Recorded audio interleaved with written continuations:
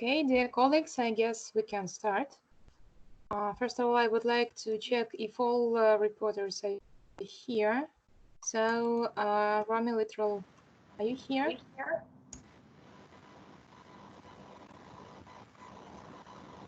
I see that you're with us. That's great. Then next person, Klatko Sergey. Are you here? Now he has some technical issues. We are solving them right now. Thank you very much. Larisa Nikolaevna Tavalova. I'm here. That's great. Thank you. Next person is Vasilieva Ekaterina. I'm here. Thank you. Next presenter is Smolyanina Elena Anatolievna. Are you here? Can you hear us?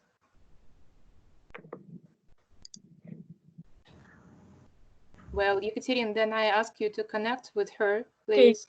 Okay. And ask if she will make her presentation in time. And the last person who prepared the presentation for today is Morozova Irina Sergeyevna. Yes, I'm here, and I think that Smolyanina will join a little bit later. She's working. It is because of the time difference in Moscow and in Perm. So I see. Okay, thank you very much for such clarification.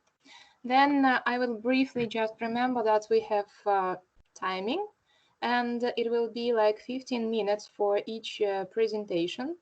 And after all people do their presentation, we will have the group discussion, and everyone can participate in it. Please, you can fix your questions in chat, or during discussion, you can also switch on your microphone and ask any questions personally to the reporter.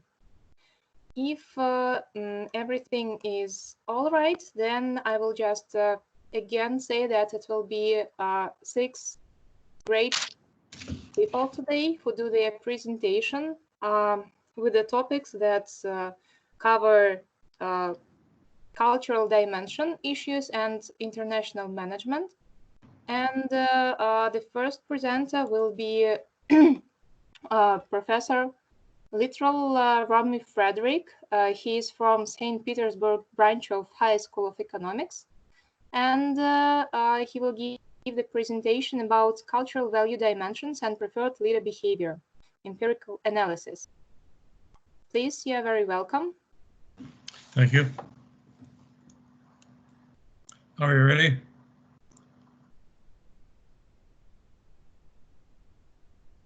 May I start? Yes, of course. Yes, you can start. Everyone can see your presentation, please. Can everyone see it? Yep. Anybody cannot see it? Okay.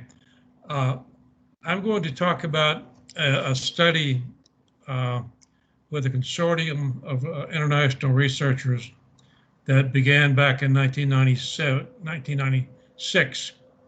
And we were investigating national differences in preferred leader behavior. We added, about 5 years after that, a measure of culture. We began with the Schwartz Values Survey, the XVS. We found that that didn't work too well in predicting leader behavior. So we have switched to Hofstede's 7-dimension model of societal cultural values. I'm going to talk about data we've collected over the last 10 years or so using Hofstede's model and the Leader Behavior Description Questionnaire version 12.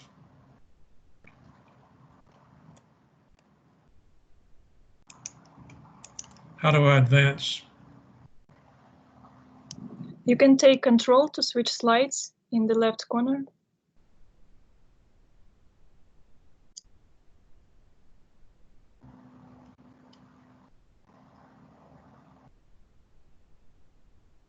Left corner. Top Okay, or bottom? probably you can do it by yourself. Please help with switching the slides.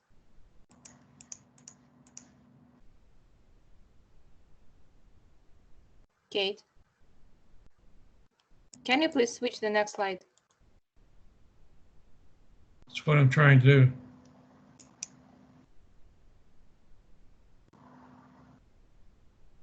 Seem to have lost it.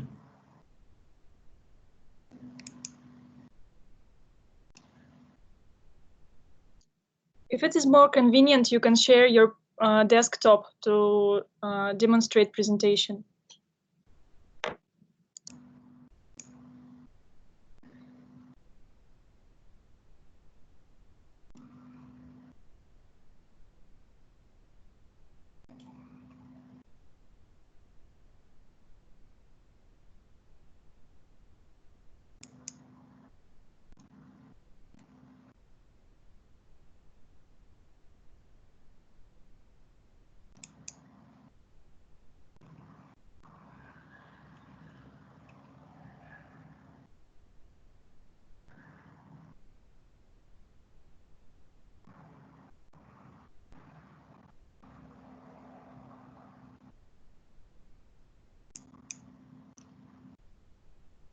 Can you see it?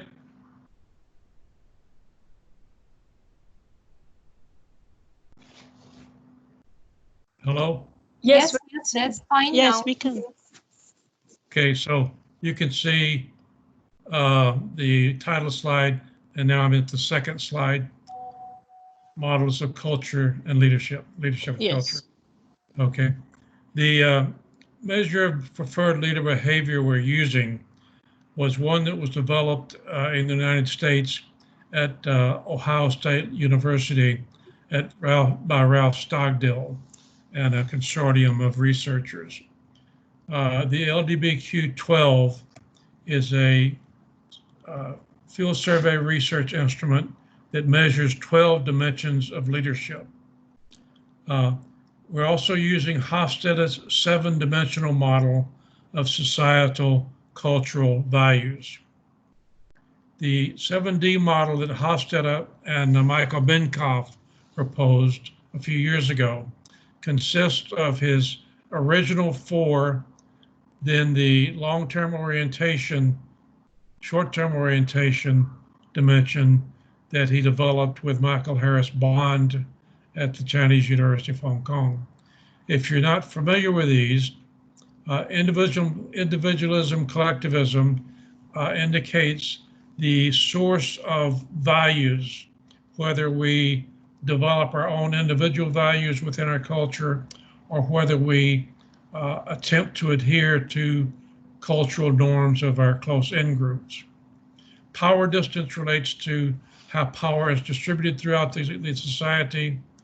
Uncertainty avoidance is how cultures that are uncomfortable with uncertainty design their cultures to avoid uncertainty. Masculinity, femininity is a role-based dimension of how well the society tolerates people crossing masculine and feminine roles. Long-term, short-term orientation is a dimension that measures how comfortable we are with giving up short-term certain goals with long-term uncertain goals. 2 new dimensions, indulgence versus restraint. Indulgence indicates that the society tends to be more indulgent, more pleasure-orientated, more having fun than working. Restraint is the opposite. We're a restrained society. We don't engage in pleasures in public to a great extent and are restrained in our behaviors. Monumentalism is a dimension of loyalty and pride in ourselves, our families, our organizations, and our nation. Flexibility is a created word by Michael Minkoff that means we're flexible. We're not, we tend to change our personality very easily. We tend to change our belief in what's right and wrong, what's good and bad relatively easily. So these are the 7 dimensions of culture that we're looking at. You can't really see this very well, but it's 12 dimensions of leadership, of culture that Stockdale and his group developed over about 10 or 15 years of research. I'll name them for you: representation, demand reconciliation, tolerance of uncertainty, persuasiveness, initiation of structure, tolerance of freedom, role assumption, consideration, production emphasis, predictive accuracy, integration, superior orientation. The ones we're going to be concerned about are demand reconciliation. This reflects how well the leader the group from the overarching demands of the organization. It insulates them so they can do their work without a great deal of influence from higher levels in the organization. Tolerance of uncertainty. This depicts the extent to which the leader can tolerate uncertainty, can accept it, not be upset about it without anxiety, doesn't get upset when things go wrong. Role assumption measures the degree the leader exercises actively the leadership role rather than surrendering it to others. Consideration, how well the leader protects, nurtures, and cares for the comfort and well-being of the followers. So these particular four are the ones we found that were influenced by culture. As I mentioned, demand reconciliation is influenced by indulgence versus restraint and monumentalism. Demand reconciliation is how well the leader insulates the group he or she is leading from the demands of the overarching organization. People who are high in indulgence would prefer this in that it keeps them from being bothered by external demands. Monumentalism, the loyalty dimension, appreciates demand reconciliation because it indicates that our leader is strong, powerful, and we're loyal to him or her. Tolerance of uncertainty, the ability to deal with uncertainty without getting upset. Individualism, this is a characteristic of individuals in that they prefer to deal with uncertainty with their own personal norms. Uncertainty avoidance, how we organize our society to deal with uncertainty. This is a negative correlation indicating that the people in high uncertainty avoidance cultures think that a leader should get excited and upset when things go wrong. Indulgence, high positive correlation. Indulgent cultures are kind of laid back and don't really get too concerned when things go wrong. Monumentalism, pride in our organization, pride in our group, proud that the leader protects us from the rest of the organization and promotes the group. Role assumption, how well the leader assumes the role and carries out the role without surrendering leader functions to others. High power distance. Power distance is significantly correlated, which we would expect. High power distance expects the leader to be strong and take the lead. Indulgence versus restraint. High indulgence societies appreciate a leader who takes control, doesn't put too much of a burden on the indulgent society. And monumentalism, we're proud of our leader because he or she takes control and guides the group. Consideration, monumentalism, high monumentalism correlation with consideration. We appreciate the leader being considerate. We're loyal to the leader. He or she rewards our loyalty by taking care of us. These kinds of dimensions, 4 out of the 12 dimensions being significantly influenced by various cultural values, is a fairly common finding within the study of culture and leadership. So we find that 4 out of the 12 dimensions are significantly influenced by culture.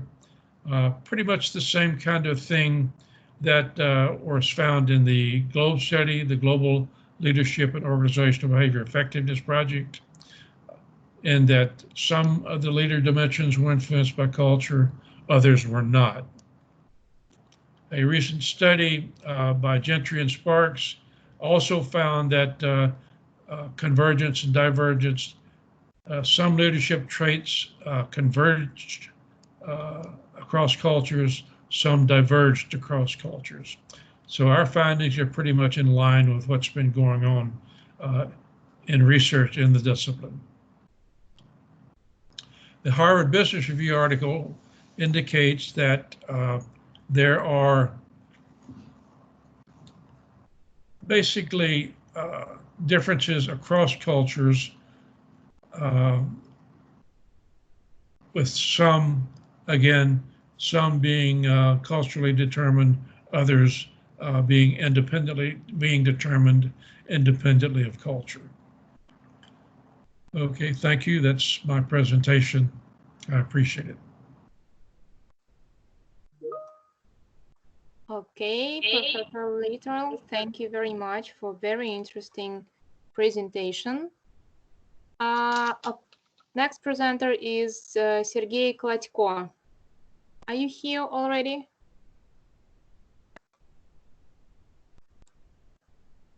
I can't really find him in the list of participants. Probably then we'll go to next person and give an opportunity to Sergey to give his presentation after. Here is just, yeah, I'm here. Oh, that's great. No, that's just problem. So I think that that would be rather reasonable to give the possibility to the next presenter, because I think that my presentation will just be in line with the presentation of the previous presenter. So that just to make a pause slightly. Moreover, I just sign up for the account. So just give me some time, please. Thank you. Yes, sure. Okay. Then Thank you you. will be next one. Yeah, And good. now it is the presentation of Larisa Talalova with the co-author from University of West London. And the title of the presentation is Russian-speaking jury, communal, and congregational life abroad, integrational mechanisms. Please, Yes, you are very welcome. Thank you very much. Good day, dear colleagues. Yesterday we had a chance, we had an opportunity to listen to the report of our Smolensk colleague on Russian students, Russian youth strivings and desires which concerned a migrational process. Now we may discuss how it is realized. Thus, our topic is the ways of integration into Albion society of a large group of the Russians who are ethnically the Jews. And the prerequisites of our issue are the following. From one hand, the Russian theory of cross-cultural communication doesn't touch this problem because of many factors. And from the other hand, the foreign European theoreticians are interested in some aspects of this problem. One of these aspects concerns mostly the interest towards the Russian language validity in contemporary European situation. And the Russian language becomes what is going on with the presentation, I wonder. Just a second, I will open your presentation one more time. Okay, do it, please. Okay. I even forgot the Russian language. The Russian language becomes very popular. Can you see it right now? Sorry. Yes. Thank you very much. Yes. Got. Okay, good. The Russian language becomes very popular because of great number of Russians, I mean the immigrants, who live worldwide, and the contacts with them necessitate the Russian language usage in different spheres. Thus, the lack of information, the data on the theme we touch is our background.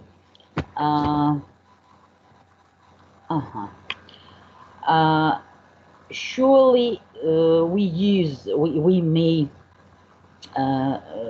stress that we kept in mind Hofstede's classification and the dimension of individualism versus collectivism. Why did we do it? Because community is one of the key concepts of Judaism, and the sense of community is the basic characteristic of the Jewish identity. Thus, the communal life, the community, is the primary organizing structure of Jewish life.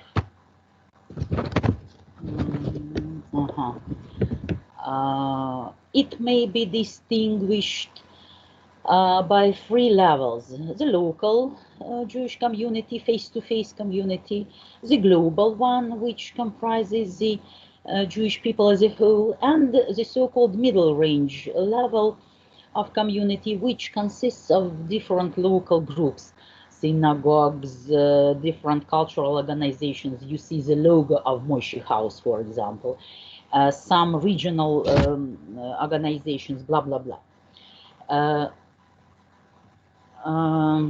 Thus, we may say that community reflects the idea of each Jew as a member of Jewish people, as a Jew, of Jewish nation, and emphasizes his or her close bonds with Jewish traditions. And based on the fundamental idea of unity as a basic principle of Judaism, we may split all the Russian Jews living abroad. I would like to say that our concrete example is Great Britain, but basically it doesn't matter what country we speak about. But imagine that we have two Russian Jewish groups who live abroad. We split them into two groups, which are not equal to each other in number of representatives, and they are opposed to each other from the point of view of assimilation, adaptation, integration mechanisms, but they may be united by only one parameter mentioned before. It is the communal life relevance. All in all, the first group may be called religious oriented, and the second one non-religious oriented. The first group, religious oriented, has the typical community's mission to fulfill the obligations. The people who are in another country have nothing to do but to find the ways how to survive and how to fulfill their ultimate goal. The ultimate goal is to is how to be integrated. Thus, they kill 3 birds simultaneously. They become the members of the community. In this very case, it is congregation. Then they become the part of Anglo Jewry, and the third one, they become the integral part of the British society. All in all, they realize the main task of Jewish communal life, that is the social relationship or the responsibility to respond. This is the spine of Judaism. And it works on different levels. on the level of individual, family, and the whole community itself. And the efficiency of this policy is that the person doesn't feel alone, but within the community as part of the entity. Surely, a synagogue is not only the place for prayer, but also it is a location for different activities: education, children, upbringing, cultural events, social activities, and etc. and etc. And this activity, it is the activity which covers the whole life from birth up to death. This is how it works. As to the second group, which is non-religious and which comprises the overwhelming majority of Russian Jews abroad, we may say that they have another instruments to be united in the frameworks of communal life. One of them is the so-called limud. From Hebrew, it is to learn.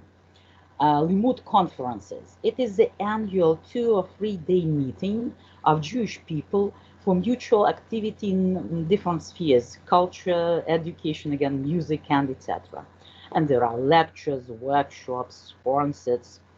And the initiators were, by the way, the British Jews who organized it 30 years ago, and the idea was spread all over the world and proved its efficiency. Now it has taken place in all countries for local Jewish population, as well as for the Russian Jews here in Moscow and other Russian cities. But it is subdivided into smaller format meetings. For example, London, you see London FCU, London former Soviet Union, brings together the Russian Jews who left the motherland, and they have the opportunity to meet at the previous motherland territory.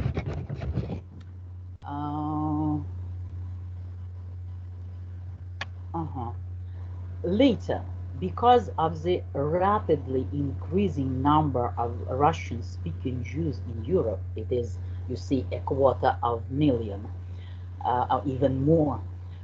There appeared the so-called Limud former Soviet Union Europe. The first conference has taken place in London 2017. The last in Vienna, Austria, a month and a half ago, the end of February, the 1st of March, just before our isolation. It is the extraterritorial limud for all the Russian Jews who live in Europe. No necessity to come to Russia. And the main specifics of it is the Russian language. What had happened? They make a community, but it is a community which I may call the Russian Jewish Chinatown, because they are not implemented in the other culture. They preserve their values and interests within the previous format, reproducing the previous patterns of behavior and way of life according to their mentality, which remains Russian but not European. Moreover, they insist, not on purpose maybe, we don't know, otherwise without speculation, on prolongation of the Russian language as the means of communication, and do their best to teach their children the Russian language, despite of their struggling against, because their children don't see any practical applicability of it and don't know. They are doubting. They doubt whether it is valuable.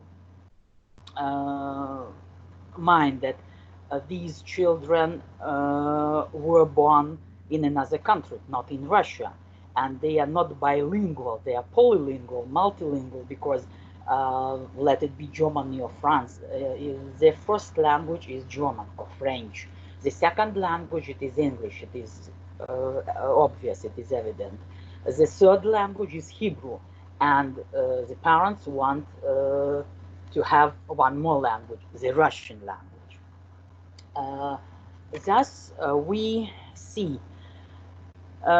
two groups of the Russian Jews with one and the same striving for community, for communal life, but with different types of its realization. And the key parameter, if we speak on the on the second group, we see that the key parameters are the language, precisely the Russian language, and the absence of a religious component. That is why there is a great boundary between these two groups. One of them, this is a very small portion because it is, I don't know what is the percentage, but imagine that the congregation, Anglo-Jewry congregation, 300 persons. They are 5, maximum 10 Russian Jews who are inside.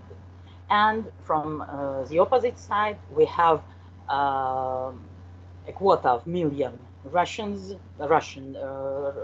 Jews who are combined in this sort of community. They are absolutely unequal in number, I mean. There is a great boundary between them because the second group, we call it non-religious group, I don't want to say fail, but nevertheless, if we compare, we see that the first group, with the help of religious component, realizes three objectives simultaneously, becoming, I said it before, I said it again, becoming the part of the community, becoming, which is important for every Jew, becoming a part of Anglo-Jewry here in another country, and becoming the part of the British society. The second group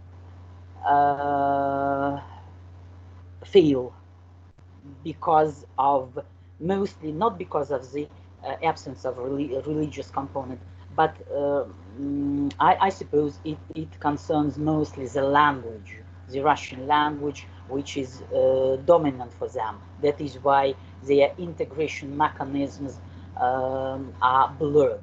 This is what we wanted to say. And Larissa, 3 minutes left. yes, and this is the end of our story.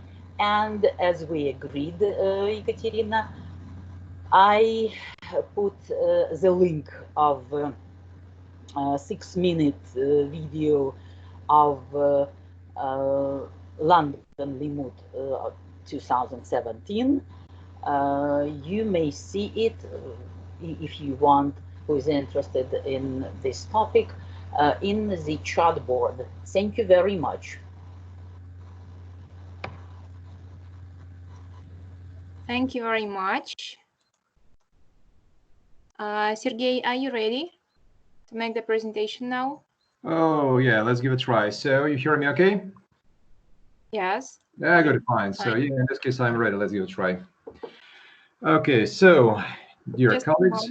Yes, I think that everyone can see your presentation right now. Okay, so just in this case, okay, so maybe I'll try to demonstrate it by myself, yeah, or just, how can I just change the slides by myself? Yeah, okay, I see, fine.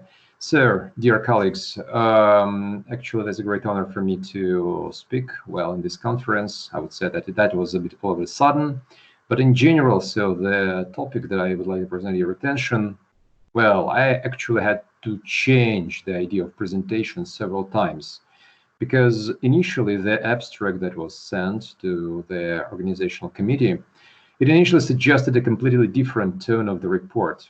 Actually, it should have been a critique of the provisions of Hofstede's theory, which based not only on research, but also on practical experience on applying its provisions in real business.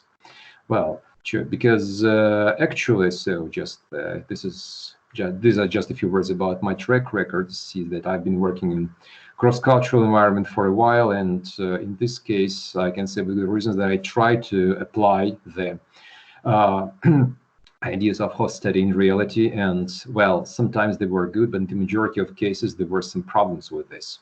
Okay, but well, however, the passing of Geert Hofstede, one of the most remarkable researchers in the history of cross-cultural communication this February, made me considerably revise the original tone, making the approach to the presentation, well, to say more neutral maybe, and in some ways more balanced. So today I'll do my best to avoid possible criticism, and instead I'll make a more practical oriented attempt to consider how a theory that has had a significant impact on cross-cultural research in the past can continue to be relevant today. Well, to start with, I do not think that it's necessary to go into the details of the provisions of Hofstede's theory. So, just briefly to remind you the fact that I'm sure that my honorable colleagues are very well aware of. So, Hofstede's almost 10 years collaboration with the company Hermes, now it's a part of IBM, for a while, so from 1968 to 1979, enabled him to conduct a unique survey of 60,000 plus employees in 50 plus countries. On the basis of this data, he identified 4 main cultural dimensions, which form the basis for describing the cultures of the countries concerned. After 11 years, the researcher added 2 more measurements or dimensions to this list, since then making very few changes to its theory. It seems that the history of cultural research has never known such a fundamental and, most importantly, practically applicable approach. Previous theories in the history of cultural studies, starting from Danielewski, Spenger, Toynbee, partly Sorokin, and Parsons, were in many ways descriptive and in some cases speculative, thus remaining exclusively within the scientific interest of researchers and readers. In the case of Hofstede, there was a breakthrough in practical terms. It's just not surprising that this research immediately gained respect in the most practically oriented activity, namely business. And it deserved this for a number of reasons. Okay, so just the structure, I'll skip it. So first of all, yes, it's hard to imagine that only 2 decades before Hofstede published his theory, the appeal of another prominent specialist, Edward Hall, to pay more attention to the socio-cultural aspect of the dialogue in the international business environment had seemed too exotic to follow, and business world had considered culture as, to quote Trompenars and Hamden Turner, a luxury item to most manager and dish on their side. Thanks to Hofstede, nowadays the companies in the majority of cases recognize the cultural uniqueness of the foreign partners as one of the most important factors that can have serious impact on the results of their negotiations and on any other type of interaction in the global business environment. So, establish new horizons for cross-cultural communication. Well, it's actually no doubt. I assume that in this case, he was a pioneer in this field. Yes, and he really expanded the established horizons to such an extent that we cannot see the end of it even now. Then, which is rather important, destroy the dominance of Anglo-American business culture. Well, it doesn't mean that actually he was the person to extinguish it totally, definitely not. So the issue is that, well, he actually made people understand that, yes, world culture, business culture is not necessarily Anglo-American business culture. And therefore, I think he clearly showed that the question is not whether just, I would say, governance is effective, but what is very important and appropriate in a particular cultural context. So establish multicultural approach to global business activities. Yes. And he made really careful consideration of cultural differences and made them an indispensable part of global business operations. Well, just to conclude a story about this issue, I can but mention my personal experience of applying its provisions in practice. Well, participating as a corporate communication officer in an international company in the preparation for IPO deals, I regularly had to act as a cross-cultural mediator between Russian and foreign companies in case of controversial situations. And here at the team level, I would like to underline the word team level, the knowledge of Hofstede typology greatly contributed to the in-depth understanding of the situation, and therefore to finding a solution to the conflict situation, whether it was the conclusion of a co-agreement, or adaptation of a foreign project to the expectations of the target audiences in Russia. Unfortunately, time and topic of the report do not imply detailed analysis of these cases, but if somebody finds it interesting, I'll be glad to share my experience with them. So thus, for almost 40 years of its existence, Hofstede theory has proved its applicability and importance for both science and practice. While at the same time, the theory of cultural dimensions, for all its merits, today is experiencing a number of challenges to which, after the death of its creator, it will be quite difficult to get answers. Although just we know that his co-author Mark Minkoff is quite okay, but okay, Hofstede's theory is Hofstede's theory. Moreover, during his life, Hofstede was rather reluctant to introduce any changes to it himself. So, in fact, the criticism about the theory arose since its very birth, and the famous polemics between Geert Hofstede and Professor Brendan McSweeney can be seen as an example of a very interesting scientific debate. However, within the framework of this report, as I announced above, I would like to avoid any criticism by replacing this word with the word challenge. So, I must say that this slide was totally reworked because it had originally contained a list of theory weaknesses. However, in the current situation, it would have sounded disrespectful to the memory of the great researcher. So, first of all, dynamic nature of national cultures. Hardly appropriate now to present culture as an absolute closed, isolated system that exists in its original form without any amendments. By its nature, any national culture remains rather curious to new issues, although, of course, most of it is likely to be adopted. However, one can but admit certain changes in national cultures through the influence of economic, political, and technological factors. Moreover, this happens not sporadically, but nationwidely, and I'll speak about this later. Changes in the economic or technological climate inevitably raise the question of a new dimension in culture too. So then next, well, culture goes beyond national borders.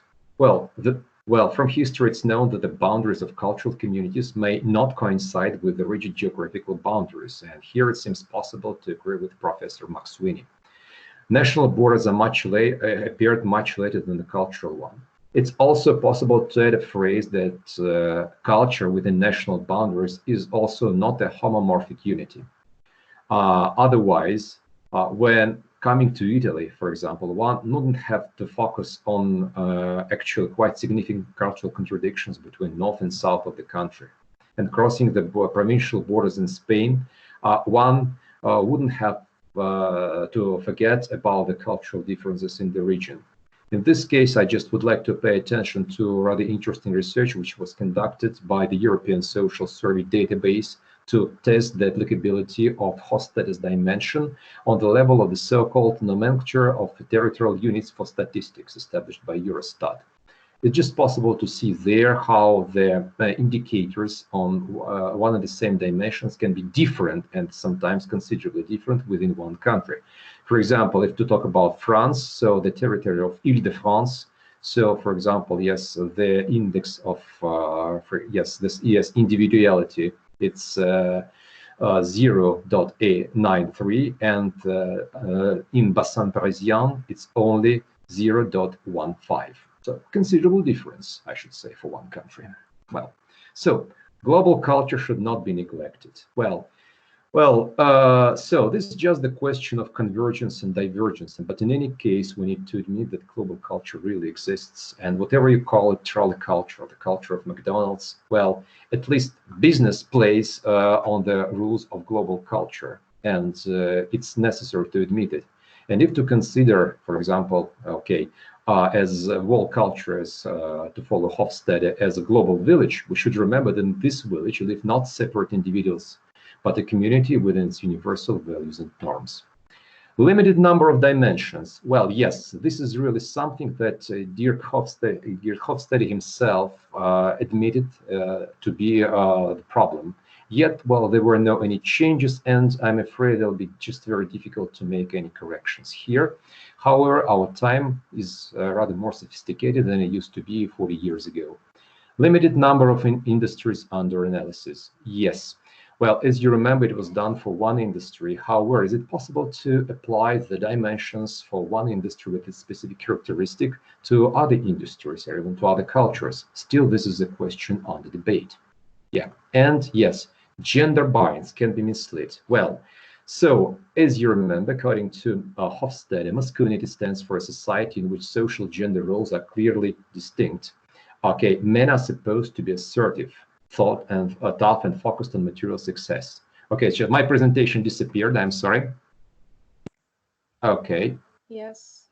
Sorry, just okay, no problem. I'll go on. So, yet such an approach can hardly be considered appropriate. Nobody doubts that Hofstede meant anything offensive while applying this terminology. However, this terminology is not so politically correct.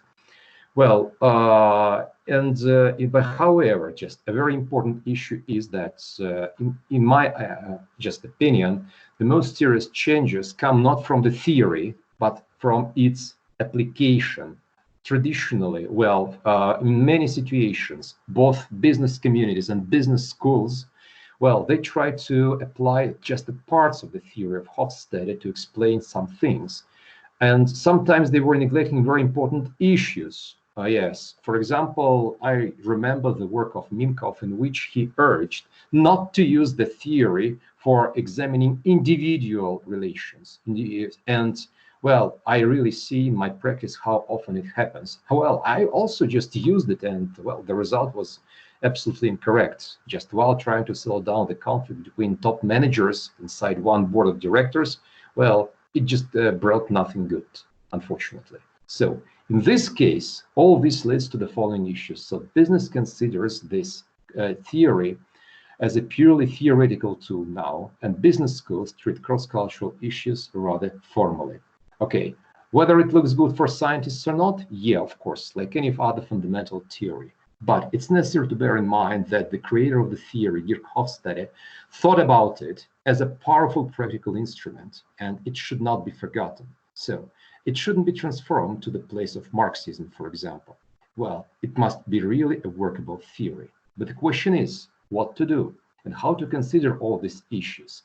For example, now, as you can see on your screens, so the names of 5 countries, so many of them just go much farther than just a single national culture. So in each of these countries, it's just possible to see the blend of 2 or sometimes even 3 business cultures. Yeah. How to classify them in this case following the theory of Hofstede? That is rather challenging, honestly. And in this case, taking into consideration that at least in some of these countries, namely Singapore, South Korea, and okay, a part of China is Hong Kong, so business is really interested in, well, it's necessary to ask ourselves a question, what to do in order to make the theory of Hofstede workable and to make it acute for nowadays. Well, there are so many variants to consider, but in any case, well, as previously stated one of my honorable colleagues here, so it's all about the 3 issues: divergence of cultures, convergence of cultures, and cross-vergence of cultures.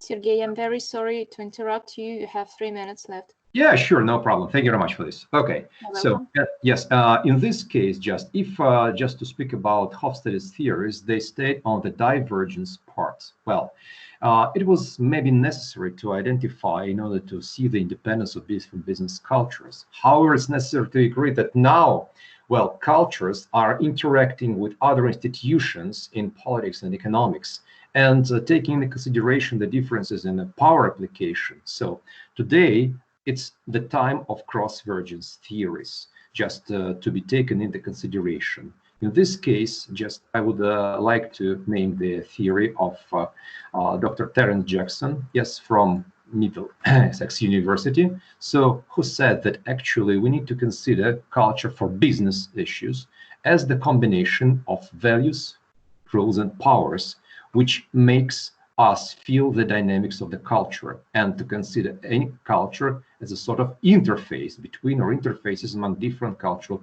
influences. between attitudes, beliefs, and values in institutions as cultural manifestations. Well, looks like this is a very promising approach to add new dynamics to the ideas of Geert Hofstede. Well, so what's in the future? Well, definitely, Hofstede theory will remain top #1 in cross-cultural management, that's without any doubts. It will remain the basis for new approaches and theories in cultural studies, as Marxism used to be for the majority of philosophical studies in the 20th and 21st century. Keeps losing its attractiveness for real-life business as a unique tool to be used while going globally. Unfortunately, it is so. Talking to the colleagues from business schools and considering different business issues, just we come to this conclusion. Yeah, and yes, primus inter pares, so the first among other equal in cross-cultural courses in business schools. In any case, whatever just can be said about the theory of Hofstede, this is a unique combination of tools which will be used in the future. And well, what was done by Hofstede will always remain a part of serious cross-cultural communication study, whatever field of application it will find. Thank you very much for your attention. Thank you very much, Sergey. Okay, so next presenter is Vasilieva Ekaterina. Please. Thank you. Can you hear me now? Yes, it's fine, everything, and we also can see your presentation. You can start. Thank you very much, and I'm really glad to be the part of the conference. I'm going to speak about psychological difficulties of Russian-Chinese intercultural communication. Literature on the topic is quite multidisciplinary, and a lot of scholars from different fields took different approaches to this problem, and all of the previous researchers can be divided into these 4 basic categories. You can see them on the screen. I won't go deeper in them, but what we can see from the literature review is that there is a lack of empirical research on intercultural communication between these 2 cultural groups. And we considered different theories on intercultural communication. You can see them on the screen. But since this research was an exploratory and what was aimed at finding significant psychological problems in the process of Russian-Chinese communication, so that we could afterwards proceed with a qualitative study and check the trends we saw here. So we formulated our research question quite generally. What difficulties do Russian businessmen face in business communication with the Chinese counterparts? We did structured qualitative interviews. After transcribing, we applied thematic analysis, and to ensure reliability, we did parallel coding, coming up with the different categories and subcategories, and then discussed these coding results with both one of the interviewees and an expert. I also should mention that this research conducted last summer, so before all this COVID situation. Here you can see the structure of the interview. It starts from the very vague question on the difficulties, and then tries to cover each aspect of communication, emotional, cognitive, and behavioral. For example, one of the questions was, what would you like to change in your behavior while dealing with the Chinese? Also, I should mention that interviews were conducted in Russian language, so these and further results are the translation of what we got. Speaking about our sample, I should mention several things. First, that all of our interviewees were high-level executives in Russian companies who has Chinese business partners, and also in Russian offices of Chinese companies, such as, for example, Huawei or Haier. And even though they all were professionals having a really huge experience in communicating with the Chinese, they did no formal background knowledge. I mean, they didn't had any formal education on Chinese culture. All of their knowledge actually came from their own experience.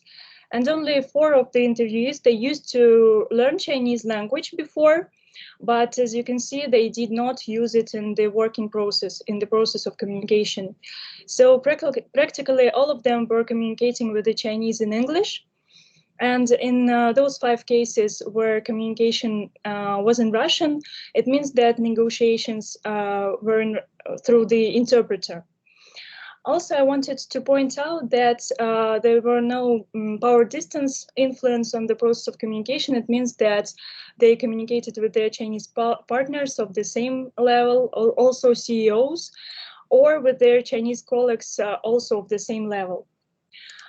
So here you can see basic categories of the difficulties. These are the most difficult thing for Russians is the process of building relationships, negative emotions associated with this communication, and also some particular communication problem. I will explain it later, and differences in attitude towards working process. So going further, I want to show that communication was sub-categorized into 3 parts. First, language difficulties, which were not that essential or important as we thought, because they used English language.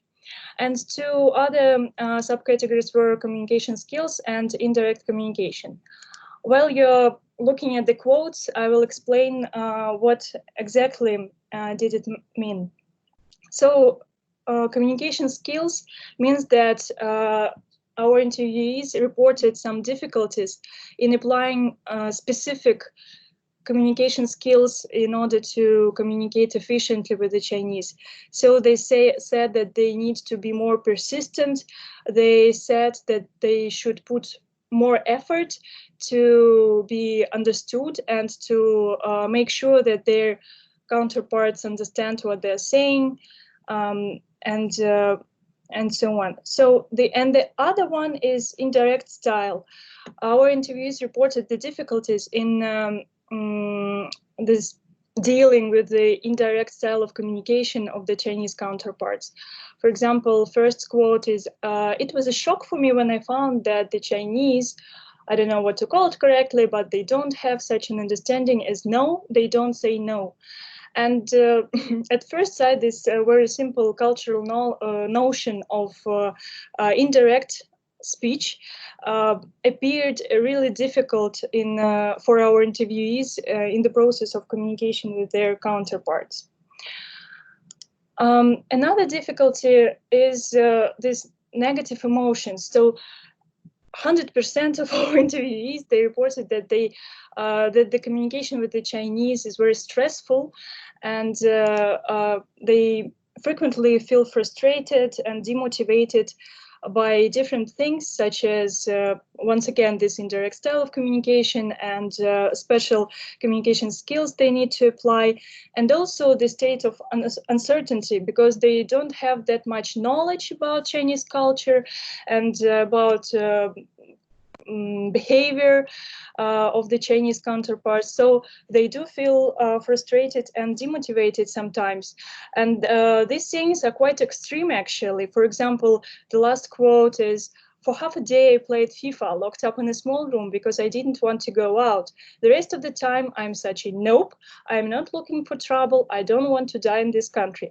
So as for me, I thought that this person will soon terminate his contract and go back to Russia, stop working. But well, he still works there, and this arises more questions than it answers, actually. And another thing that I wanted to mention here is that all of the respondents, they said that they really need to restrict their emotions in the process of communication. And this is another very important difficulty for them, to be mindful of their emotions and try to somehow manage it. And the biggest difference, biggest category was the process of building relationships. Here you can see these 3 main subcategories. I will explain them one by one, and now I want just to show some quotes. So first one is the distance, not just cultural distance, but also the distance between business partners and friends circle, because Chinese, they do very distinctly separate these different circles, and Russians do feel this separation. Even though they are involved in some informal communication, they still can feel this separation and this distance. Another point was the uncertainty, and actually it's a huge category which has a lot of different problems mentioned by our interviewees. For example, they don't quite realize how actually the hierarchy in organization, in Chinese organization looks like. They don't understand the decision-making process, who takes the responsibility, and how it all works at all. At the same time, they don't quite understand behavior and motivation, and it once again generates this uncertainty.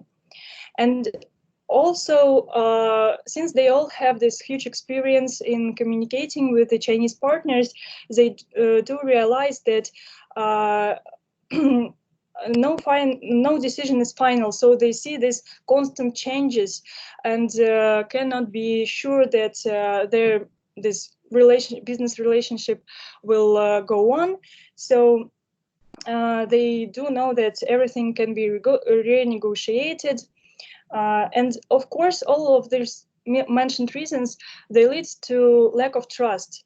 And probably you already read my slide, because it is quite extreme sayings about the lack of trust between Russians and their Chinese partners. And last category I wanted to speak about is differences in attitude to work. Actually, it do involve a lot of technical issues like attitude toward time. It's also differences in calendar and the working calendar, but also it can involve some different business etiquette, and also different style of information process in the working process. So they don't really understand why their colleagues don't share some information, or why their Chinese partners do not cover some topics at all in the process of negotiation. So once again, these are the difficulties we realized exist in the process of Russian-Chinese intercultural communication. But at the same time, I wanted to point out that in the perception of the Russians, all of above mentioned difficulties and tendencies in the behavior of their Chinese counterparts, they exist in some paradoxes. What do I mean? My slide. Okay.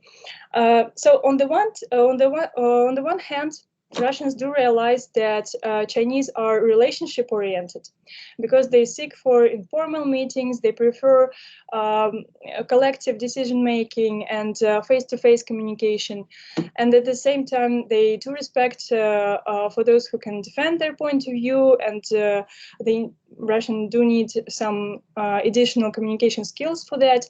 But on the other hand, at the same time, there is this distance, pragmatism, and constant changes. And these two tendencies, they just don't coexist in the minds of Russian businessmen. So that is why they do feel somehow frustrated. And these paradoxes, they assume they might be the most difficult for them to comprehend. What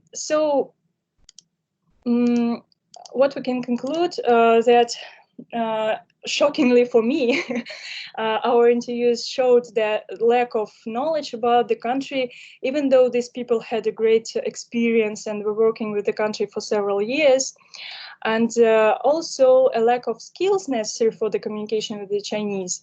For example, the ability to recognize and use an indirect communication style, to restrict their emotions, and so on.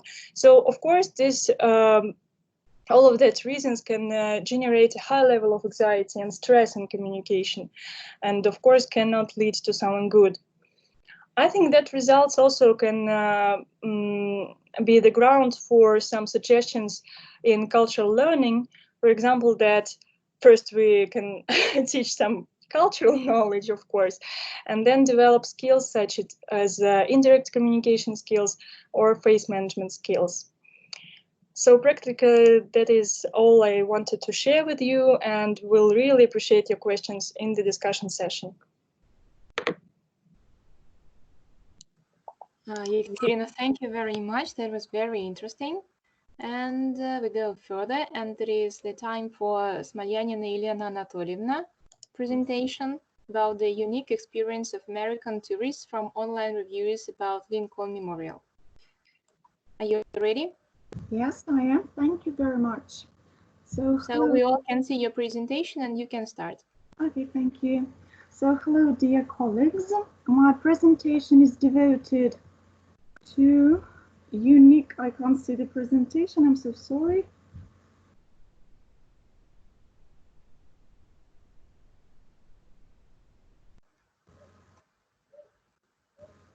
Come again, please. I can't see the presentation, I'm so sorry about that. It's not... Just a moment. Kate, can you help, please? Okay. Okay, you can restart it. Yes, please. Okay, thank you. So it is devoted to unique experiences of American tourists in online reviews about the Lincoln Memorial. The research... Can you take control over your presentation now? Okay.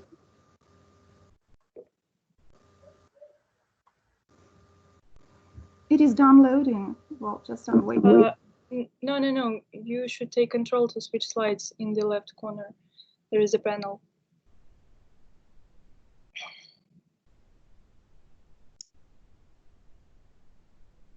Just hold on.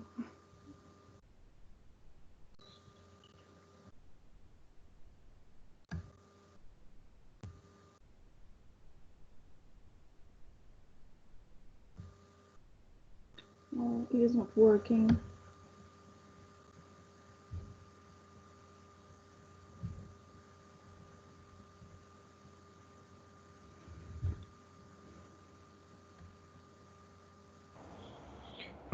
Sorry, Kate? Yes. Hello? Hello? Kate, did you see the eye icon on this panel where you can take control for presentation? I saw it 2 minutes ago, but now... Maybe you accidentally pressed the I, which means nobody can control this. No, I didn't. Okay, Kate, probably then you can help with switching the slides. Here it is. Yep. Now does it work? What? No, it is working. Okay. So we shall go further. Okay, so I'm going to speak about the unique experiences of American tourists in online, sharing their experiences in online reviews about the Lincoln Memorial. The research is based on two tenets. The first one is that the motivation for tourists to visit an attraction is often driven by the uniqueness of the experiences they could have. The second one deals with absence of works devoted to unique tourism experiences in online reviews. So the aim of the research is to identify unique tourism experiences of American tourists about the Lincoln Memorial in online reviews presented on the TripAdvisor site. We shall analyze three concepts which are presented in the slide. Okay. The first one is tourism experiences. Professor Noy defines tourism experiences as sets of memories and emotions related to the places visited. There are various types of tourism experiences. The most profoundly studied are presented in the slide. The analysis of tourism experiences shows that there are many of them, and they are all of a special character. Their special nature allows to delineate them from other kinds of experiences. This implies uniqueness that has not been articulated so far. The concept of uniqueness, just hold on.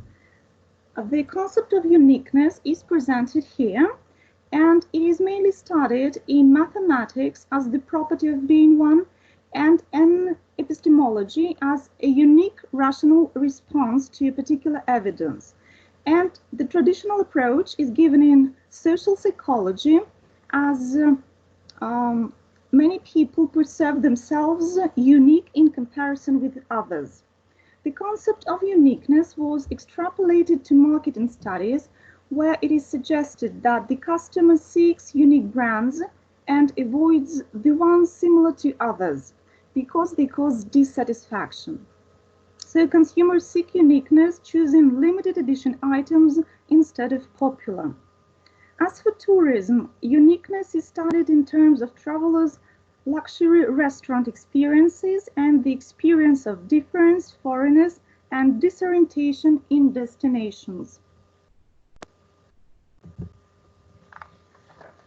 In this research, we propose the concept of unique tourism experiences as the ones of their kind that differ from the tourist's previous experiences or from other tourist experiences.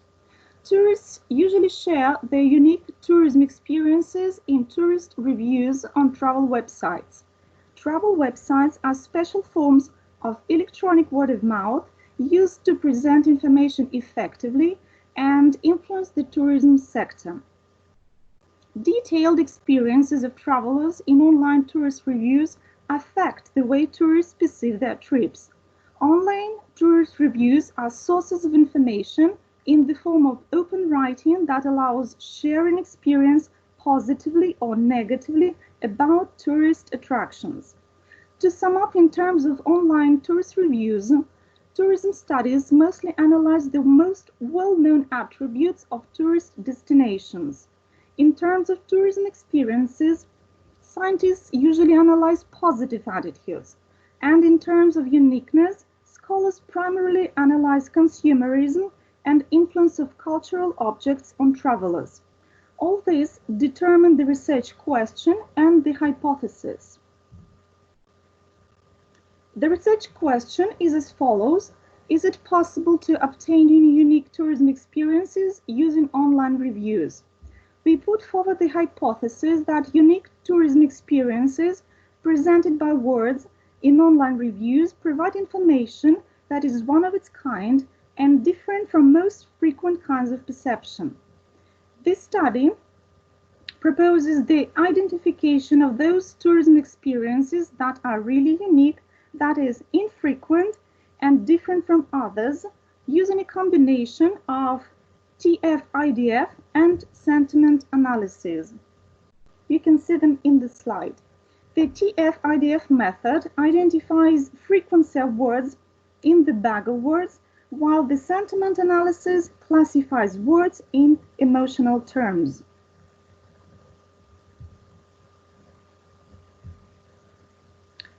Here you can see the data and the procedure. We analyzed 1,001 online reviews about the Lincoln Memorial. And you can see that they were downloaded, the reviews, they were pre-processed, analyzed, and we used special programs to build the vector spaces and then the sentiment analysis to analyze the results.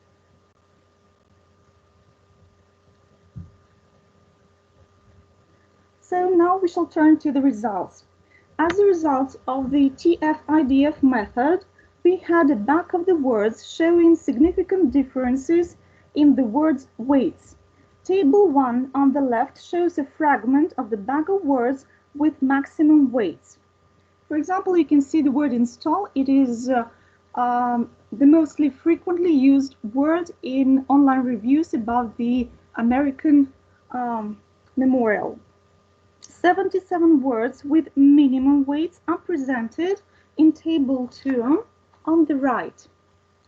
The word's minimum weight is the criterion for regarding them infrequent and thus presenting unique tourism experiences. Each of these words occurs only once in all the reviews about the Lincoln Memorial. The next step after the TF-IDF method is the use of word-to-vec for the words with minimum weights. Word-to-vec takes the words as its input, processes them using cosine similarity, and produces a vector space with each unique word being assigned a corresponding vector in the space. The vectors of similar words are grouped together in the vector space. So you can see the vector space in your slides. The vector space has the axes which detail the vector's coordinates, and the points show the words. In the middle of this space, there is a dense concentration of the words with common units of meaning, and there are distant words forming pairs. After the word-to-vec, we made sentiment analysis, which shows travelers' attitude to the Lincoln Memorial. Here it is. We used the Microsoft Azure Cognitive Services. These services use artificial intelligence without requiring machine learning expertise. They use an application programming interface that defines how components or systems can use it for particular purposes, in our case for sentiment analysis. In the screen you can see that the words are classified as neutral, negative, and positive. The sentiment analysis revealed 61 words and consequently experiences that are neutral, and 9 that are negative, and 3 are positive.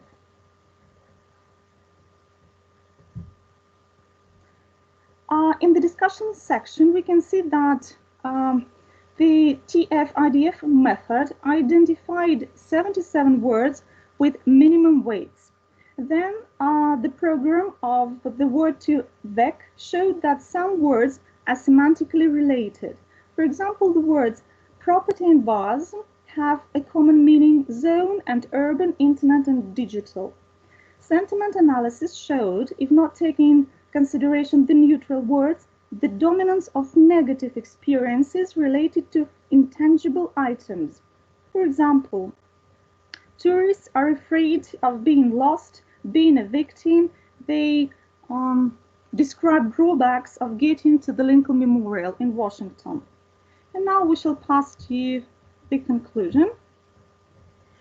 We have shown that there is a quantitative technique for identification of unique tourism experiences that we define as the ones that are infrequent and different from the frequent ones. American tourists share their unique experiences mostly in the form of a so-called negative attitude to their travel to the Lincoln Memorial. They imply that the tourist can face off with several problems while visiting the Lincoln Memorial. Namely, tourists can become victims of pickpockets, get lost, and so on. The results confirm the hypothesis that unique tourism experiences are mostly negative, and by this research we hope to contribute to tourism studies, giving a new view on tourism experiences. Thank you. Елена Anatolyevna, thank you very much.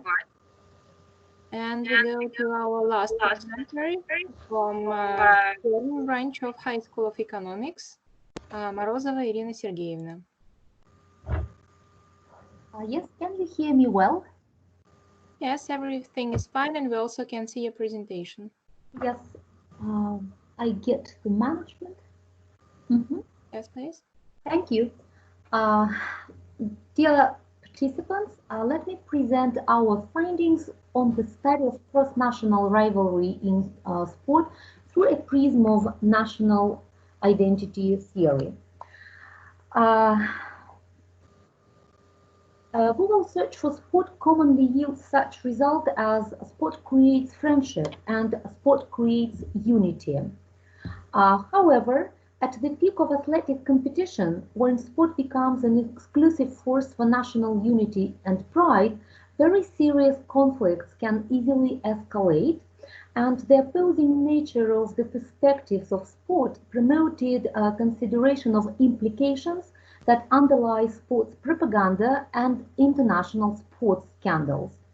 And in our research, we attempted to address the issues of cultural implications of sport via a frames approach in linguistics, and we also used the contributing achievements of the social identity theory. The theoretical background behind our study includes social, cultural, and linguistic studies of sports speakers. Social-cultural studies focus mostly on stereotypes and bias in sport, for example, gender inequality or display of prejudice and threat. And authors also address the culture of sport across different cultures. And as for the linguistic studies, and recent decades have seen a growing number of them, by the way, they mostly consider a number of various linguistic phenomena such as metaphors, loan words, professional terms that represent people's perceptions, relationships, and attitudes to athletes. In our research, we attempted to combine three concepts. They are sport, social identity, and semantics. And we base on the premise that sportsdom is a particular form of social identity where athletes of one country consider themselves as us, and they oppose athletes from other countries as them. And in sporting rivalries, athletes and teams very often vie for superiority because they know that the position of the winner stands out among others. And many modern social identity theories assert that language is a very effective othering tool when forming identities and being a powerful semiotic means. It should be noted that language not only plays an important role in identity formation, but is itself part of an identity of people and sportsmen because it expresses human understanding and meanings. And very often these meanings are very differently and even uniquely expressed in different languages, and a very clear example of that can be easily seen in the slide. As for our study, we aim to analyze the semantics of winning and losing in the Russian and English languages. And as I already said, we also use contributing features of social identity theory. The main research question that we seek to answer in our study is which semantic features make stereotypes about winners and losers in English and in Russian, as well as construct values which are often socially and politically conservative. And for our analysis, we used Svetlana Strugova's event schema. The event schema is defined as a sequence of states or processes identified due to the key semantic components of lexical units that describe the event. In our context, it will be the semantic units of words that describe a sports competition in the English and in the Russian language, respectively. So Strugova states that the frame of a sports competition includes two polar opposite slots, and they are the winner, a positive actor, and a loser, who is a negative actor, and the relationships between them. And the schema describes change for the actors during an event along three data items. They are qualities of participants, performance, and location. And the interpretation of this sports event schema is as follows. In precondition, in a sports competition, equal participants are involved in physical exertion against each other, and their purpose is to surpass. And in reaching this goal, one of the participants reveals the qualities of being stronger than the other, while the other reveals weaker qualities. And the result of this activity is success in surpassing the other, and consequently, the other's failure. So finally, in the process of surpassing, one of the participants is ranked ahead of the other, whereas the other is ranked lower or behind. And the post-condition of the change during the competition event is qualifying participants as winners and losers. And the event schema is built on the words of the national language, and thus it reflects how nations perceive and structure relationships in sport. So we believe that the comparison of the event schemas in the English and Russian languages will allow us to see distinctiveness of one nation's identity from the other. So for our analysis, we used 6 online dictionaries containing 105 definitions of 48 English and Russian words representing the items of the schema from the previous slide, and we carried out our analysis in 4 steps. First, we analyzed dictionary entries for the 8 words in the event schema, and we ranged their meanings from common, that is shared and frequent, to specific, that is marginal and non-frequent. Next, we compared the meanings of the English and Russian words from the sports event schema, and we grouped them, the meanings, according to their common and different features. And this allowed us to construct the semantics of the sports event schema for both languages. And finally, we compared the meanings representing the sports event schema in English and in Russian. In this slide, you can see the 4 sets of English and Russian opposite words from the event schemas that were analyzed. And on the following slides, you can see the structure of the English and Russian opposite words. And we analyzed this structure, and I will only give an example of how we analyzed the opposites strong and silny in English and in Russian respectively, and weak and slabby. And we did it in the same way for the following opposites. So from this slide, you can see that English strong and Russian silny both describe physical characteristics. This is their similarity, but the English strong describes a person, while the Russian silny describes an object. And another similarity between the meanings of these words is that they both may refer to mathematics. But the difference between their meanings is that the Russian word is not used as a linguistic, chemical, military, or medical term, while the English word is used so. As for weak in English and slabby in Russian, they also revealed 2 common meanings in both languages.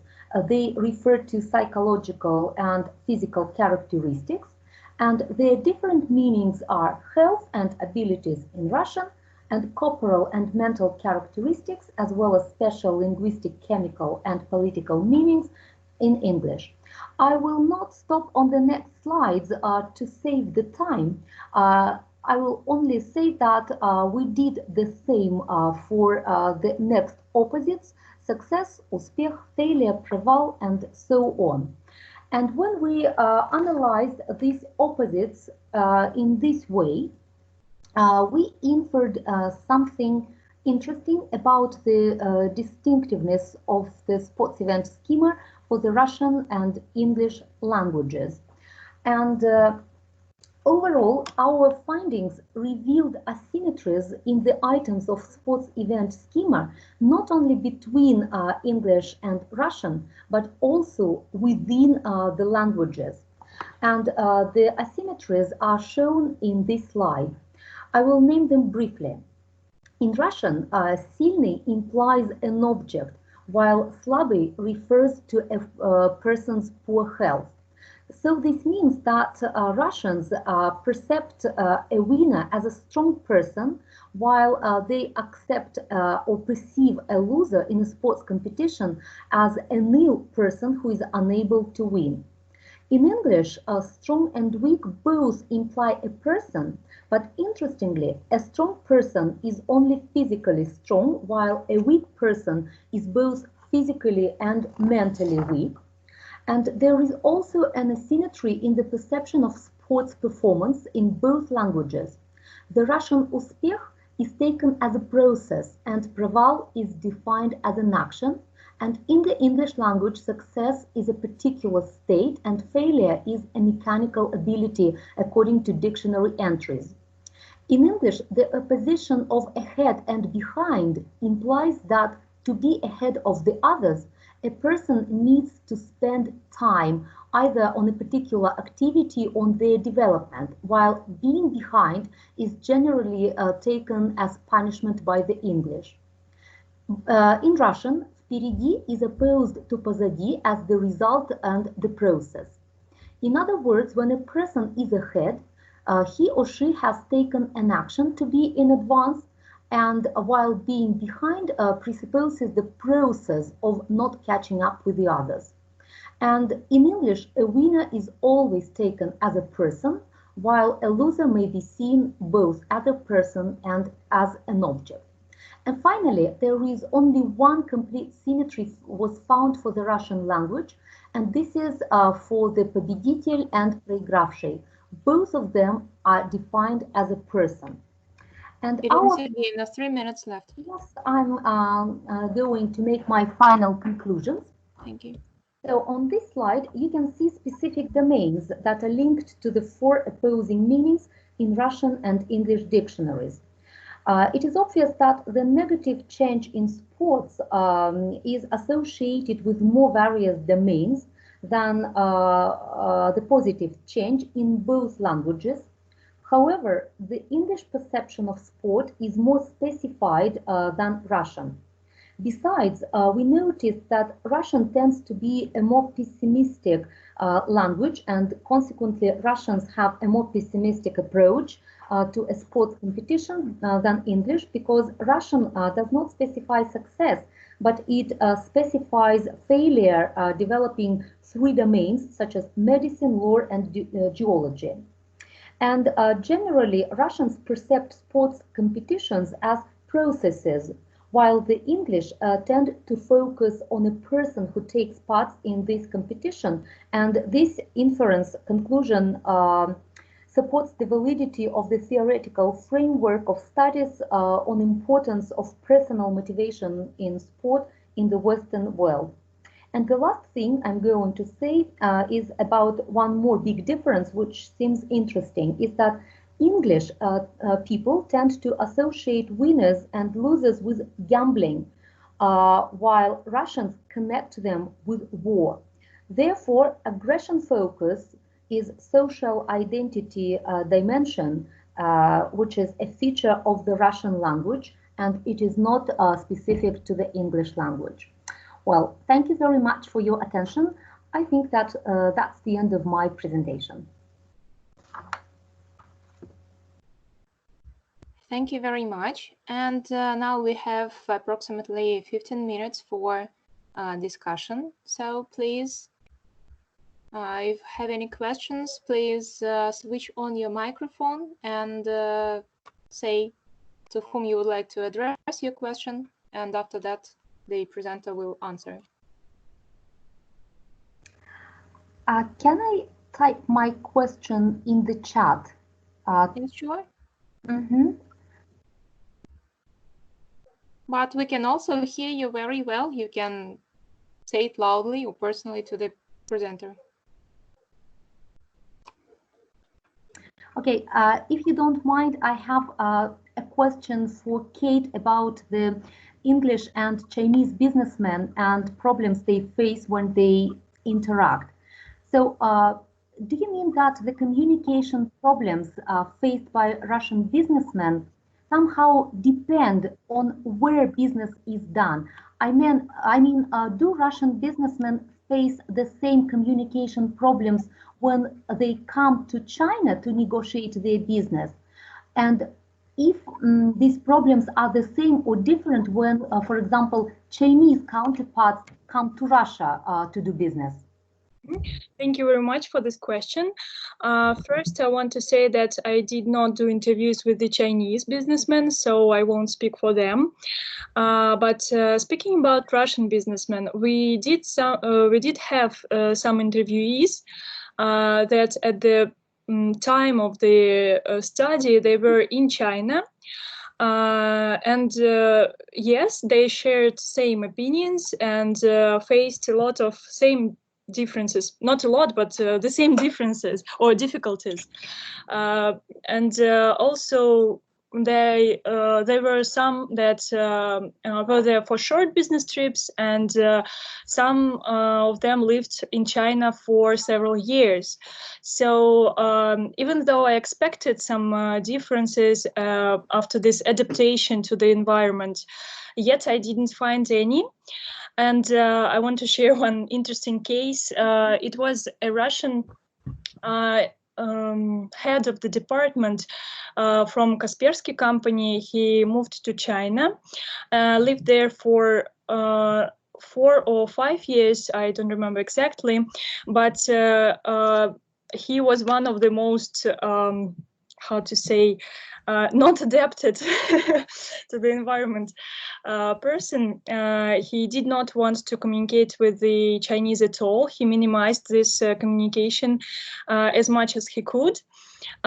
Even though he brought family there, and his wife did learn Chinese language, and she was responsible for going shopping and buy products and so on and so forth, because her husband, my interviewee, he tried to stay away as much as possible.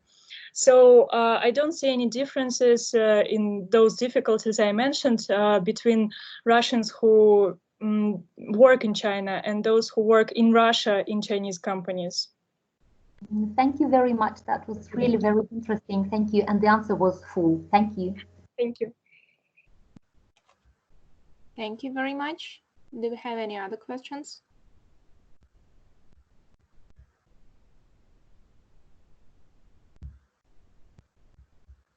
Well, if you don't mind, can I ask one more question to Kate again? It's really interesting. Kate, do you think that the difficulties you described about businessmen will be the same? I mean, Russian students who deal with Chinese students, or Russian tourists who will deal with Chinese tourists, will face the same problems as the businessmen, or are these problems business specific?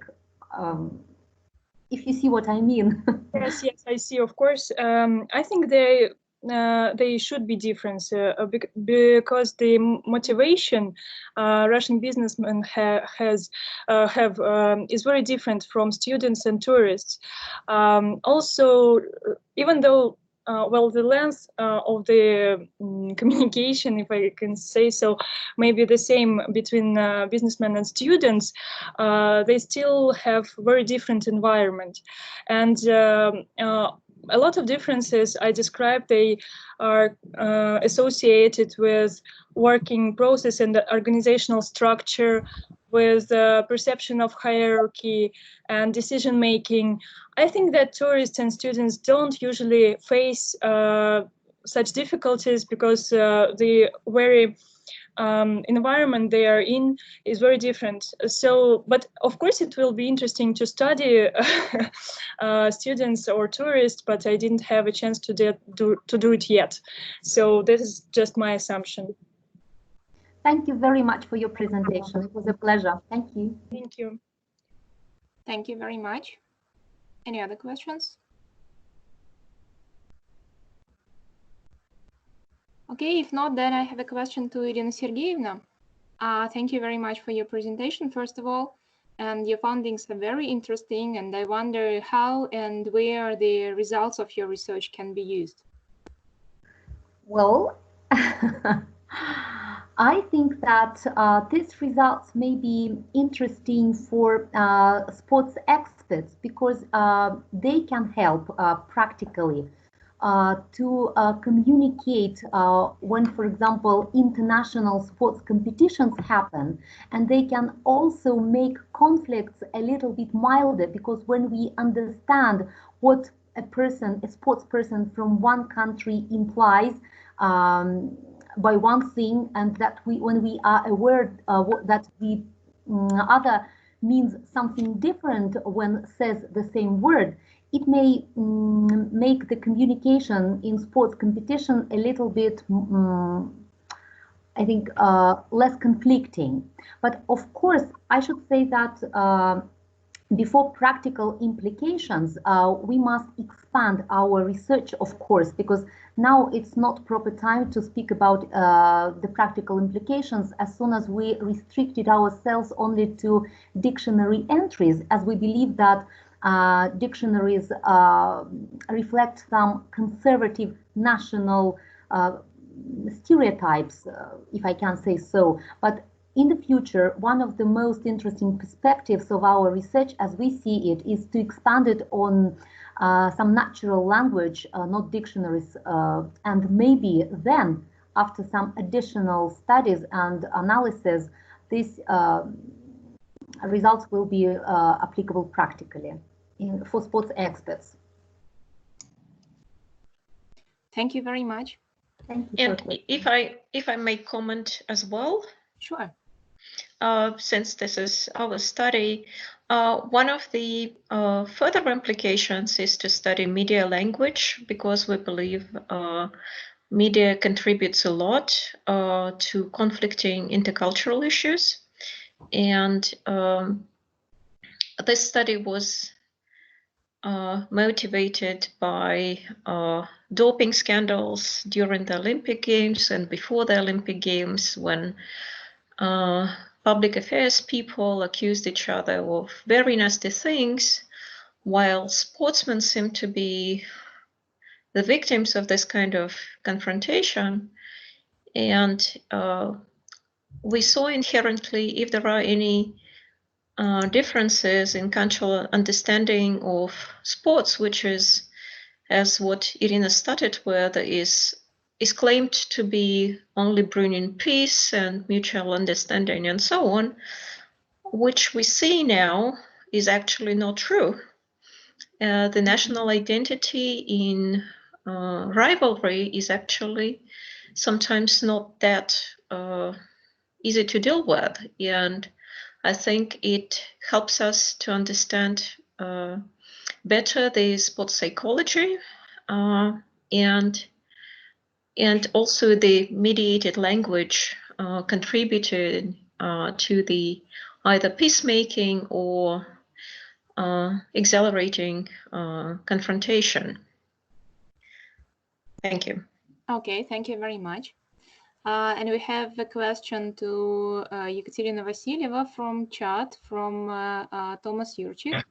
And the question is, just a moment. I can see it. I can answer about the more experienced Russian participants who could overcome some of the communication stressors. Well, yes, I did one participant who had already about 20 years of experience of working with the Chinese, and he also graduated from the from the Institute of Asian and African Studies in Moscow State University, and he standed a part of the rest because he did adapt it, I think, and he did have enough knowledge and period of adaptation to overcome a lot of difficulties. So he was less stressful, of course, and he got used to the communication style and communication behavior of the Chinese counterparts, but he did tell a lot of cases because he was working with Russian companies about his co-workers. So for him it was more like observation of the Russian businessmen and Chinese counterparts, but he himself was very mindful in that case, and I think only 20 years of experience could help overcome a lot of problems. Thank you very much. Okay. Any other questions? Yes, just a moment. There is a question to Professor Littrell. Just a moment. I will just see from Thomas Yurchik. Regarding the implication of your research findings, Romy, what recommendations do you have for people taking on leadership roles in Russia? Can you hear me well, Rami? Yes, I'm thinking about your question. Can you see me? I'm not sure what the display configuration is. Taking leadership positions in Russia, well, if you're leading a diverse group of multicultural people, then it's useful to know what the particular set of leader preference, well, I guess there's scores on the set of leader dimensions, leader preference dimensions, so you can tailor your leader behavior, if you are the leader, to better support their expectations and their preferences. And if you have multiple groups that you're leading, a group you're leading with multiple cultures, then you will be able to determine differences in expectations, bring those to the attention of the people in your groups, and